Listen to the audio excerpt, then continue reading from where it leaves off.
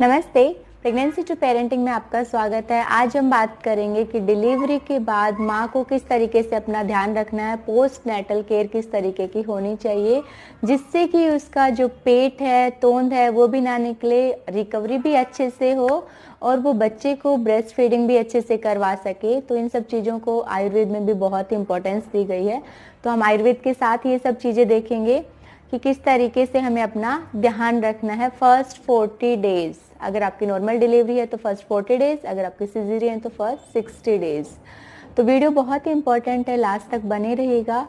चलिए शुरू करते हैं आज की वीडियो। तो सबसे पहले आयुर्वेद की जब हम बात करते हैं कि आयुर्वेद बोलता है डिलीवरी के बाद आपका बॉडी का वात बढ़ता है, वात इम्बैलेंस होता है। तो वात को बैलेंस करने के लिए अपनी मसल्स की स्ट्रेंथ को वापस लाने के लिए आपको, अगर आपकी नॉर्मल डिलीवरी है तो फर्स्ट 40 डेज, सिजेरियन है तो फर्स्ट 60 डेज आपको रेस्ट लेना है, अगर वात को सही से कंट्रोल में करना है तो।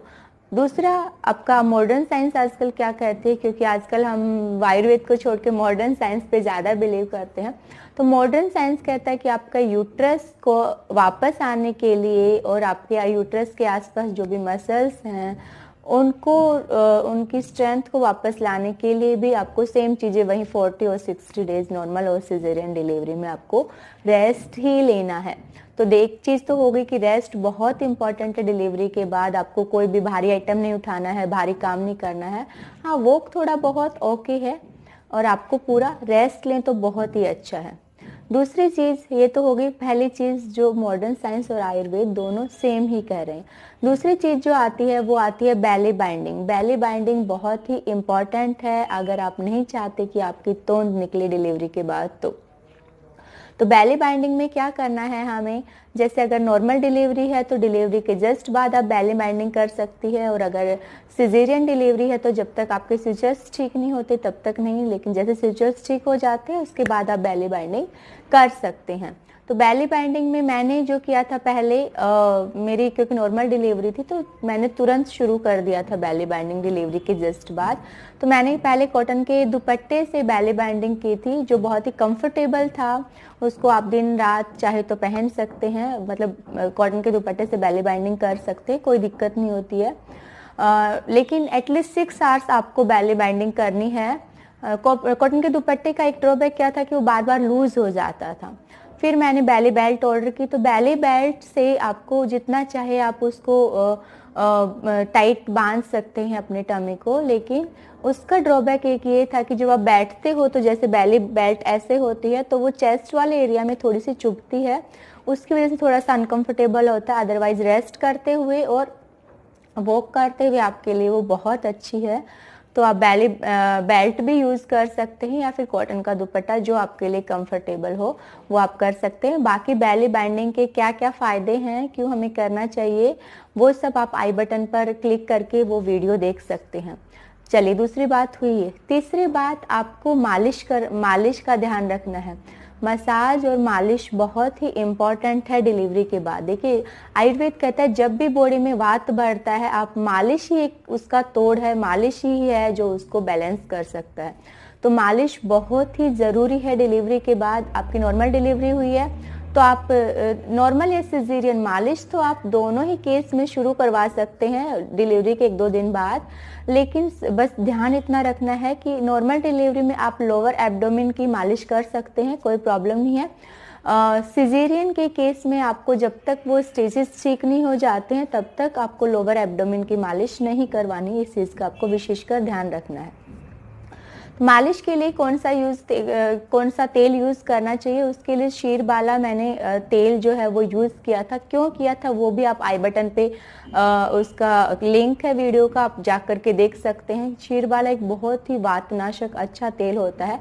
बाकी आप जो भी वातनाशक है जैसे सेसमे ऑयल है वो भी आप यूज़ कर सकते हैं, लेकिन मैंने शीरबाला यूज़ किया था और मुझे बहुत अच्छे रिजल्ट्स उसके मिले थे, क्योंकि मालिश से आपकी बॉडी की नरिशमेंट भी होती है, आपका डाइजेशन सिस्टम भी ठीक रहता है और आपकी स्किन का ग्लो भी बढ़ता है। तो मालिश बहुत ही ज़रूरी है डिलीवरी के बाद। चलिए ये बात हो गई मालिश की।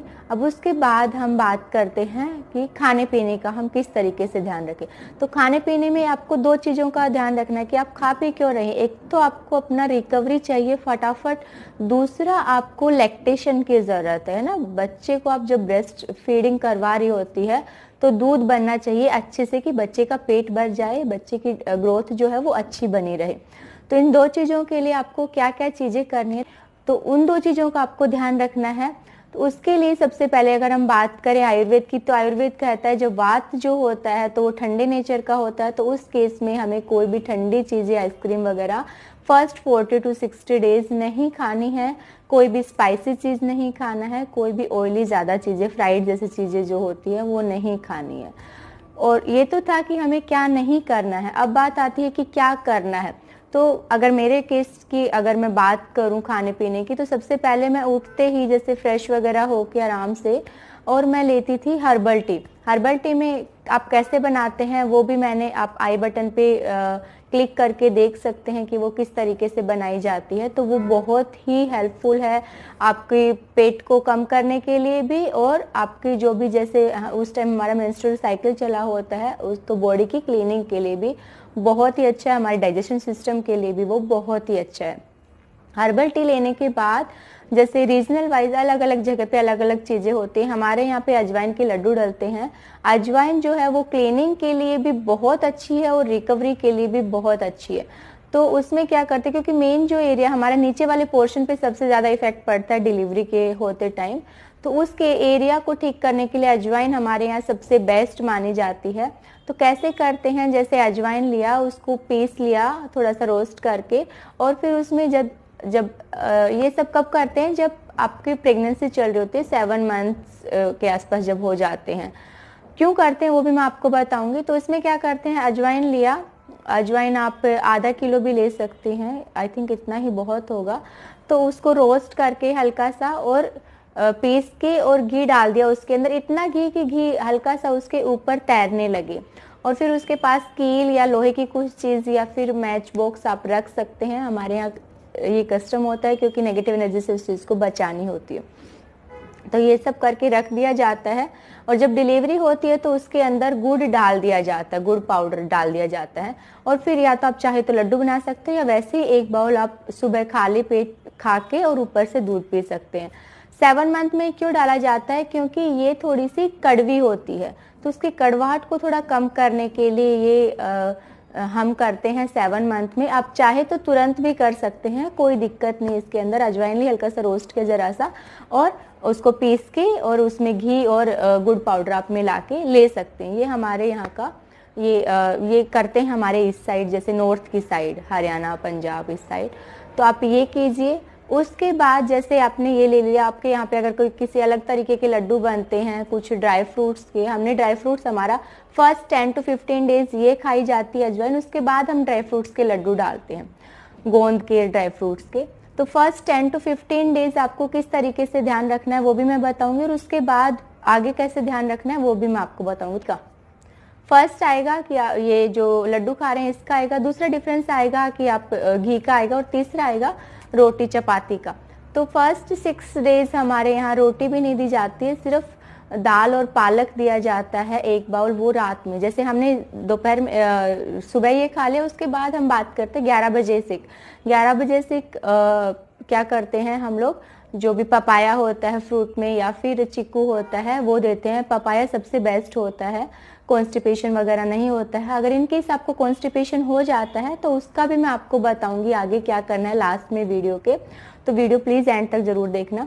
तो आपको पपाया या चीकू ले लेना है 11 बजे। उसके बाद 1 या 2 बजे हमारे यहाँ हलवा दिया जाता है, आटे का हलवा, उसमें अच्छे से घी डाल के दिया जाता है मदर को। तो वो हलवा जो होता है हम किस तरीके से खाते हैं, एक फ्लैट सरफेस, जैसे कुछ थाली हो गई जो सरफेस जिसका फ्लैट हो, और वो अपनी टमी पे, ताकि आपका जो यूट्रस वाला एरिया है उसकी सिकाई भी हो जाए और आप वो खाए तो मतलब आपका इंटरनल और एक्सटर्नल दोनों तरीके से वो बहुत अच्छे से काम करेगा। ऊपर से सिकाई भी करेगा, अंदर से वो खा रहे हैं तो हील भी करेगा, तो दोनों बहुत मतलब वो कहते हैं ना कि सोने पे सुहागा होता है अगर आप 2 बजे से हलवा और वो भी फ्लैट सरफेस के साथ पेट के ऊपर रख के खाते हैं। तो इस तरीके से 2 बजे के आसपास हमने कुछ खाया। फिर 4 बजे आप जैसे हलवा खाने के बाद भी आपको दूध पीना है, दूध का तो ध्यान रखना है क्योंकि आपको भी फिर ब्रेस्ट फीडिंग के लिए दूध चाहिए होता है। फिर 4 बजे से आप जो चाहो, जो थोड़ा आपका मन होता है, जैसे कभी ड्राई फ्रूट्स का मन हुआ, मेरे केस में हमने डाला था उसका नारियल के लड्डू। नारियल जैसे जो गोला आता है नारियल का, उसको पीस के उसमें थोड़ा सा खांड और घी डाल दिया था, तो वो थोड़ा दे के और ऊपर से दूध दिया जाता है, वो लिया 4 बजे से। उसके बाद रात को 7 से 8 बजे के बीच आपको एक दाल की कटोरी अच्छे से भर के, और दाल पालक बहुत अच्छा काम करता है आपके कॉन्स्टिपेशन के लिए भी, और मूंग की दाल तो वैसे भी हमारी बॉडी के लिए बहुत अच्छी होती है प्रोटीन के लिए।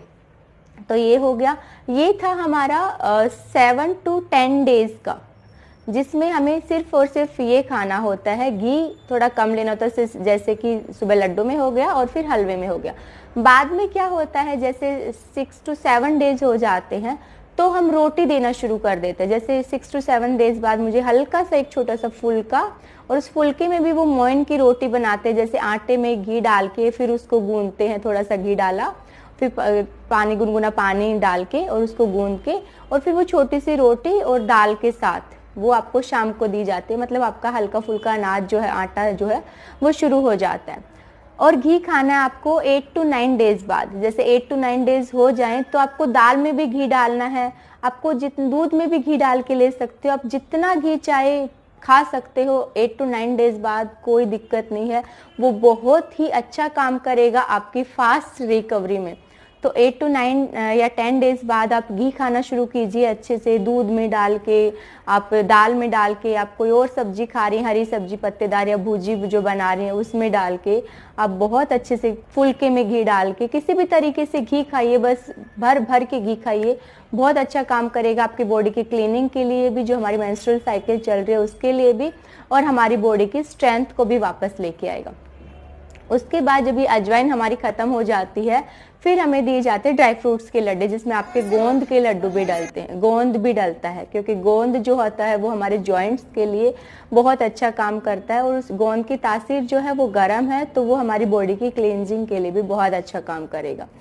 तो उसके जैसे अजवाइन खत्म होगी तो बस और कुछ नहीं, एक तो आपको घी भर भर के दिया जाएगा, दूसरा आपको जो लड्डू थे अजवाइन वाले लड्डू खाने में बहुत अजीब से होते हैं, लेकिन आपको ये सब नहीं देखना, टेस्ट वगैरह, आपको सिर्फ अपनी बॉडी देखनी है। तो मैंने तो खा लिया था, कोई प्रॉब्लम नहीं था ऐसा।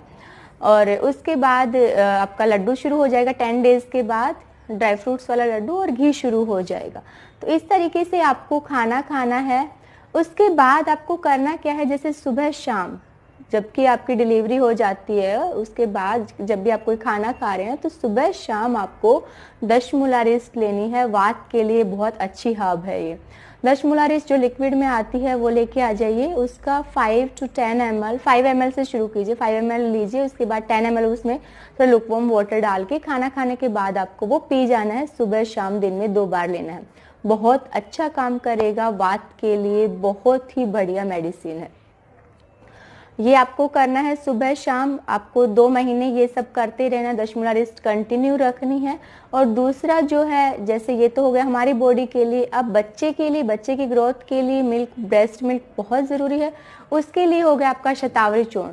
शतावरी चूर्ण आपको रात को सोने से पहले, जब आप 1 गिलास दूध लेते हैं तो उससे पहले आप 2 चम्मच शतावरी के जो चूर्ण आता है, छोटे छोटे दाने दाने से आते हैं, मीठे मीठे से, वो चीनी जैसा टेस्ट आएगा आपको उसके अंदर, तो वो खा के और ऊपर से आपको दूध पी लेना है। दूध की, ब्रेस्ट मिल्क की कोई कमी नहीं है, आपकी कोई कुछ भी करने की ज़रूरत नहीं है।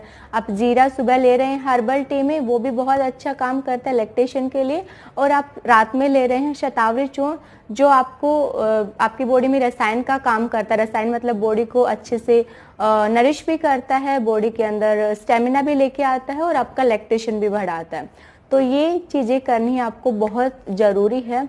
और एक सबसे ज़रूरी चीज़ जो आपको करनी है वो है पानी का आपको ध्यान रखना है। ठंडा पानी नहीं पीना है कभी भी। हमेशा क्या करना है, जैसे सर्दियों में तो हम वैसे ही गर्म पानी पीते हैं, गर्मियों में जब जैसे मेरी डिलीवरी जो हुई थी वो जून में, कितनी भयंकर गर्मी थी, तो उसमें क्या काम करते थे हम, पानी को सुबह अच्छे से बॉईल कर लिया, खूब अच्छे से खोलते हुए पानी को, और फिर किसी स्टील या मिट्टी के बर्तन में रख दो। आप पूरा दिन आप वो पानी, जैसे 1 लीटर से ज़्यादा आपको नहीं पीना है, क्योंकि सब चीज़ें आप गरम गरम गरम खा रही हैं, घी वगैरह खा रहे हैं, तो अगर ज़्यादा पानी पियेंगे तो वो फिर फैट में कन्वर्ट हो जाएगा। तो मैं 1 लीटर से 1 से 1.5 लीटर पानी पूरे दिन में पीती थी, वो भी जून के टाइम पे। तो पानी को आपने कम से कम रखना है, इस चीज़ का आपको बहुत अच्छे से ध्यान रखना है कि पानी कम से कम पिएं, और वो भी उबला हुआ ठंडा पानी अगर गर्मी ज़्यादा है तो, या फिर गर्म पानी आपको इसमें ध्यान रखना है सर्दियों में। फिर जो सबसे इम्पोर्टेंट चीज़ थी, जो मैं आपको बोनस टिप के बारे में बताने वाली थी, वो है कि आपको अगर कॉन्स्टिपेशन हो जाए तो क्या करें। तो उस केस में सबसे पहले सुबह खाली पेट पपीता जितना आप खा सको उसमें थोड़ा सा नमक डाल के, पपीता कटवा के उसमें हल्का सा नमक डाल के आप जितना खा सको, आपकी कॉन्स्टिपेशन की प्रॉब्लम कभी नहीं होगी। ये मेरा खुद का एक्सपीरियंस था। और आपको फ्रेश होने के लिए जोर नहीं लगाना है, इस चीज़ का भी आपको ध्यान रखना है कि आपको फ्रेश होते टाइम ज़्यादा जोर ना लगाएं, क्योंकि फिर यूट्रस कोलैप्स होने का थोड़ा सा डर रहता है। तो वो उस चीज़ का बहुत अच्छे से ध्यान रखना है। और ये चीज़ आपको, ये इन चीज़ों को जिस तरीके से मैंने बताया है आपको ध्यान रखना है। एक और इम्पॉर्टेंट चीज़ है कि आपको हवा से बचना है, क्योंकि मैंने बताया ना, आयुर्वेद कहता है कि डिलीवरी के बाद वात बढ़ता है, तो आपको हवा से बचना है। वो किस तरीके से बच सकते हैं, जैसे सर्दियों के टाइम पे तो वैसे ही हम ओढ़ के रहते हैं, गर्मी का टाइम बहुत ज़्यादा गर्मी पड़ रही है तो मैंने क्या किया था, जैसे मैं फ़ैन को चला के रखती थी और ऊपर से बहुत कॉटन की बेडशीट या कॉटन की चादर से अपने आप को कवर करके रखती थी। और जब बहुत ज़्यादा गर्मी लग रही हो तो उस केस में मैं क्या करती थी कि जैसे साइड वाले रूम में एसी चलवा लिया, जब वो रूम थोड़ा सा नॉर्मल हो गया तो एसी ऑफ करवा के थोड़ी देर के लिए मैं उस रूम में जाके लेट जाती थी। इस चीज़ का आपको बहुत अच्छे से ध्यान रखना है कि एयर से अपने आप को बचाना है, क्योंकि एयर ऑलरेडी आपकी बॉडी के अंदर ज़्यादा हो रखी है। बाहर की एयर आएगी तो फिर वहीं आपको वात दोष जो होते हैं, जैसे कि वात रोग जो होते हैं, ज्वाइंट पेन, ये पेन, इधर पेन, वो सब शुरू हो जाएगा। उससे बचने के लिए आपको हवा से बचना पड़ेगा और जितना हो सके अपनी बॉडी को स्ट्रेट रख के रेस्ट करना है। जैसे आप लेटे भी हो तो कोहनी बैंड करके ऐसे लेट जाना, एकदम बैंड हो, एकदम स्ट्रेट लेटे रहना थोड़ा मुश्किल रहेगा, लेकिन जितना हो सके उतना कोशिश करना है। लेग्स वगैरह भी बैंड नहीं करने हैं, क्योंकि कहते हैं जब लेग्स बैंड करते हैं या हम ऐसे जहाँ पे भी जॉइंट्स की बैंडिंग आती है तो वहाँ एयर का रुक जाने के चांसेस ज़्यादा रहते हैं। फिर आपको वहीं 30 to 40 ईयर्स के बाद आपको वहीं प्रॉब्लम शुरू हो जाती है, बैक पेन, नी पेन, वो सब। तो उससे बचने के लिए आपको इन चीज़ों का ध्यान रखना है। इस तरीके से रखा था मैंने अपना ध्यान, और मैं एकदम फिट हूँ, कोई मुझे प्रॉब्लम नहीं है, और मेरा जो टमी है वो भी बिल्कुल अपने शेप में है। ना मुझे मोटापे का कभी कोई डर हुआ, ना मुझे कोई पेन का किसी चीज़ की प्रॉब्लम हुई, ना मुझे लैक्टेशन में कोई प्रॉब्लम हुई। ब्रेस्ट मिल्क भी बहुत अच्छे से बना, बहुत अच्छे से मैंने अपनी रिकवरी की। सिर्फ 40 डेज़ की बात होती है, उसके बाद तो आप जो चाहे जैसे चाहे कर सकते हैं। तो 40 to 60 डेज़ अपना ध्यान रखिए, उसके बाद पूरी लाइफ आप ही की है, जो खाना चाहिए, जैसा रहना चाहें। बट कोशिश कीजिएगा कि अपने आप को हेल्दी रखना है, क्योंकि कहते हैं कि सबसे पहला सुख निरोगी काया ही होती है। तो आपको कैसी लगी ये हमारी वीडियो, प्लीज़ कमेंट बॉक्स में जाके हमें कमेंट करके ज़रूर बताइएगा। आपका एक एक कमेंट हमारे लिए बहुत इंपॉर्टेंट है। और इस वीडियो से रिलेटेड आपके कोई भी क्वेश्चंस हैं, डिलीवरी से रिलेटेड या फिर पेरेंटिंग से रिलेटेड, तो आप बेझिझक कमेंट बॉक्स में कमेंट करके पूछ सकते हैं। हम पूरी कोशिश करेंगे आपके क्वेश्चंस का आंसर देने की। Thank you.